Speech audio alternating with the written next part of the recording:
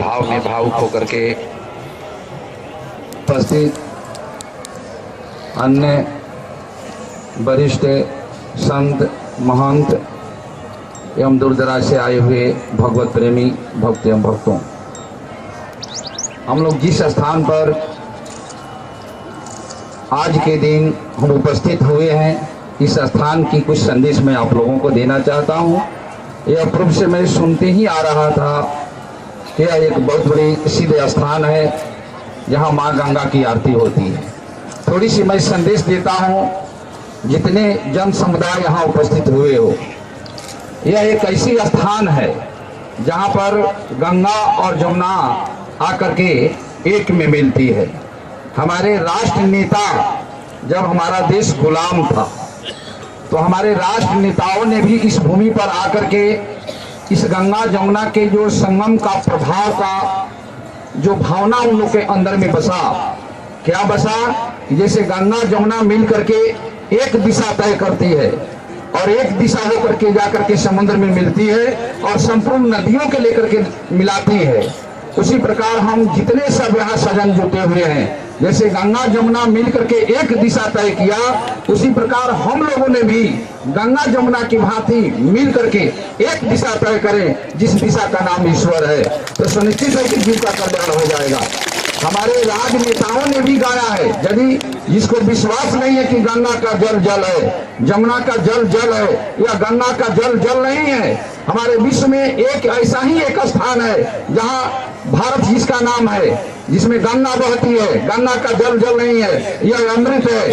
अमृत तो देवताओं के पास में होता है, लेकिन इनका नाम है सूरसरी। हम लोग क्या कहते हैं, इसका नाम है सूरसरी, जो देवताओं के द्वारा इस धरातल पर भारत के एक महामहिम जो स्थान जो है इलाहाबाद प्रयाग जिसको नाम कहा जाता है, जिस भूमि पर आकर के गंगा जमुना दोनों एक साथ मिलती है और मिलकर के एक दिशा तय करती है। आज हम लोगों ने भी संकल्प ले लिया जाए कि हम लोग भी मिल करके एक दिशा तय किया जाए और एक दिशा तय करेंगे तो सुनिश्चित है कि जैसे गंगा जमुना लेकर के समुद्र में मिल जाती है, उसी प्रकार हम लोग भी परमात्मा में जाकर के मिल जाएंगे और जीव का कल्याण हो जाएगा। हमारे राष्ट्र नेता ने वह स्वयं राष्ट्रगान में भी गाया है कि बिंद हिमाचल जमुना गंगा उथछल जलधि तरंगा, और जब सुबह नामे जागे तब सुबह आशीष मांगे, गाहे था देगा था जनगण मंगल दायक जय हो, भारत भाग विधाता। ठीक हमारे तुलसीदास जी ने लिखे, आज ये 15 की कथा में लिखे, या 15 आज की नहीं, तुलसीदास जी ने क्या लिखे, जमुन चौरे और गंग तिरंगा, देखत हो ही दरिद्र दुख भंगा। और इस पर आप लोग विचार करो, यदि जो दरिद्र है इस भूमि पर आकर के अमीर नहीं हुआ तो गंगा जमुना का कोई प्रभाव नहीं रहा। यदि कोई अज्ञानी है, यदि उसको ज्ञान प्राप्त नहीं हुआ, बलहीन है, यदि उसको बल प्राप्त नहीं हुआ, तो समझो कि गंगा जमुना का संगम नहीं है। आप लोग खूब विश्वास करके इस गंगा जमुना का सेवन करो, गंगा जमुना का नाम लो। मैं तो बहुत पढ़े लिखे कम आदमी हूँ, लेकिन यह मैं शब्द में जानता हूँ कि गंगा गंगा जो नर करही, भूखे नंगा कबो न रही। जो गंगा का एक बार सुबह नाम ले ले तो उसका दरिद्रता मिट जाए। सजनों, मैं आप लोगों से आग्रह करता हूँ, जैसे हमारे राजनेता ने यह गान राष्ट्रीय गान में लाया कि देखने से मात्र यह अनेकों जन्मों का पाप कर जाता है और जो कुछ की इच्छा होती है सारी इच्छाएं हम लोग को पूरी हो जाता है।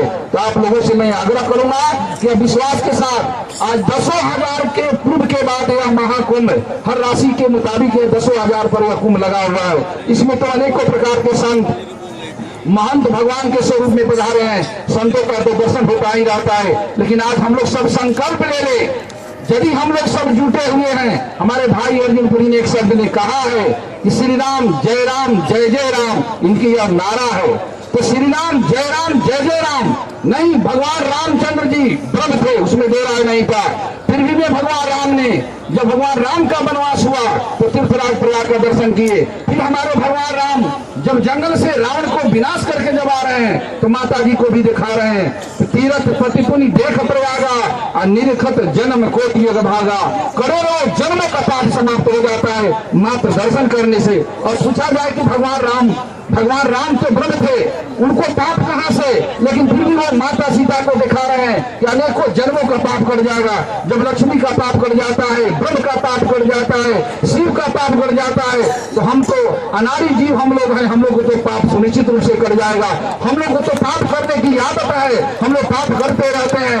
गंगा हमारी माँ है, जैसे माँ के गोद में हम लोग मलमूत्र क्या कर देते हैं, माँ हमारे मलमूत्र को क्या करती है, अपने मलमूत्र पर रह करके हम लोगों को स्वयं रक्षा करती है।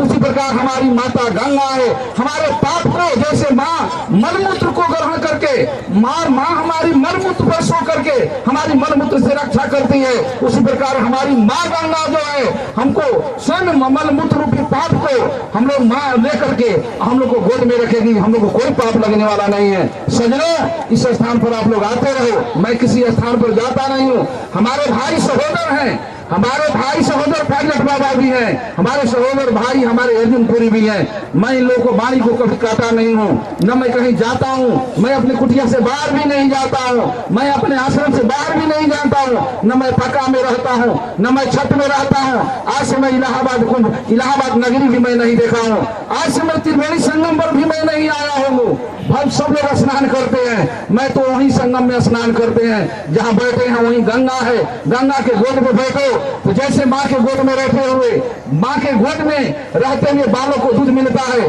उसी प्रकार माँ गंगा जमुना के बीच में रहो। जैसे माँ के स्तन से दूध मिलता है, उसी प्रकार गंगा और जमुना माता के स्तन से दूध रूपी सुख मिलते रहेगा, इसमें कोई शंका करने की जरूरत नहीं है।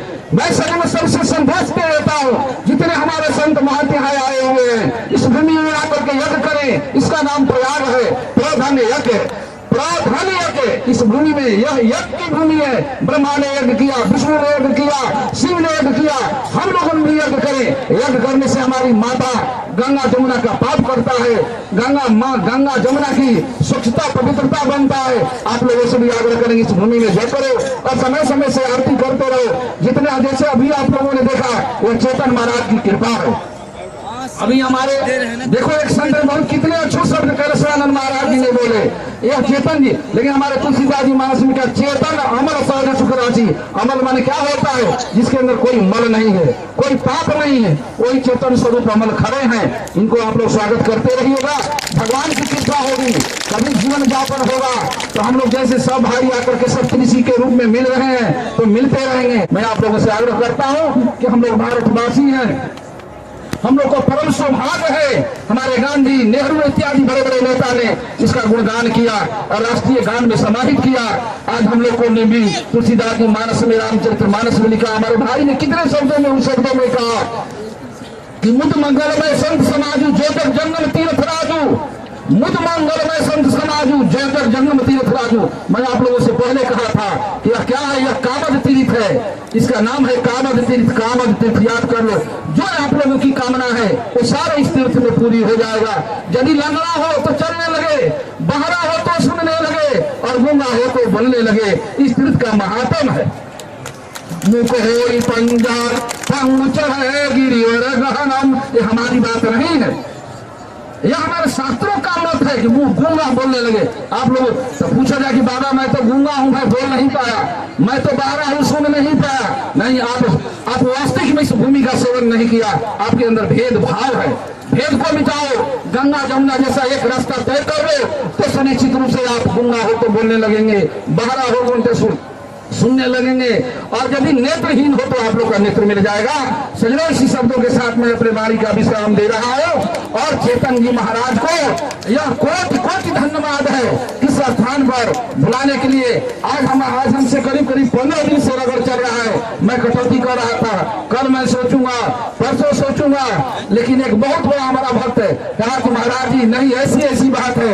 मैं बैठा था, निर्माण कार्य चल रहा था, मैं तो कहीं आने जाने वाला व्यक्ति भी नहीं हूँ, क्योंकि सर्वत्र भगवान है, ऐसा कोई जगह नहीं कि भगवान नहीं है। लेकिन ये नहीं कि अहंकार नहीं कि मैं नहीं जाता हूँ, कुछ ऐसा संस्कार है जैसे भगवान राम का वनवास हुआ। भगवान राम का वनवास हुआ तो भगवान राम श्रृंगेरपुर में आए, श्रृंगेरपुर में आए तो भगवान राम को सबको देख करके निषाद राज ने कहा भगवान आज हमारे महल में रह लिया जाए तो अच्छा रहेगा, फिर आप सुबह जहाँ जाना है वहाँ चले जाइएगा। भगवान राम ने कहा है कि देखो भाई, हमारे माता की तरफ से तो 14 वर्ष का वनवास हुआ, लेकिन आपकी तरफ से 1 रात का वनवास हो जाएगा। आज हम जो 14 वर्ष के दिन गिन रहे हैं तो फिर आज घर में जाएंगे तो आज के बाद हमारा वनवास गिना जाएगा। निषाद राज ने हाथ जोड़ लिया कि महाराज हमारे तरफ से 1 मिनट के लिए वनवास न हो, आप जहाँ जैसा उचित समझे। बस वही है कि भगवान राम 14 वर्ष के वनवास में इतना निषेध बतलाया, मेरा तो जन्म जन्मांतर मेरा वनवास है, इसी उद्देश्य में मैं कहीं नहीं जाता हूँ कि मेरा वनवास सिद्ध हो। और जैसे भगवान राम जंगल में जाकर के ऋषियों को, संतों को, महात्माओं को और जो साध्वी सात्विक विचारों को सबको कल्याण किया, उसी प्रकार इस रोम रोम से सबका कल्याण हो। यदि इसको किसी भी वस्तु का जरूरी हो, यदि वस्तु की अपेक्षा करता हो, हमारे पास हो, तो रोम रोम आप लोगों की हाजिर है। और मैं अपने बारी का विश्राम दे रखा हूँ। पहले की बहुत देर हो गया, बहुत से हमारे भाई संत महंत घबराते होंगे और मैं भी घबरा रहा हूँ। हम लोग इतने देर से खड़े हैं, नहीं आजीवन भी खड़ा रहना पड़ेगा तो उसके लिए कोई चिंता नहीं है। देह धर्म से कोई होता नहीं है, यह ईश्वर धर्म अलग होता है। और हम लोग 2-4 बार भगवान का नाम ले लिया जाए, तब यहाँ से विसर्जन किया जाए। सीताराम सीता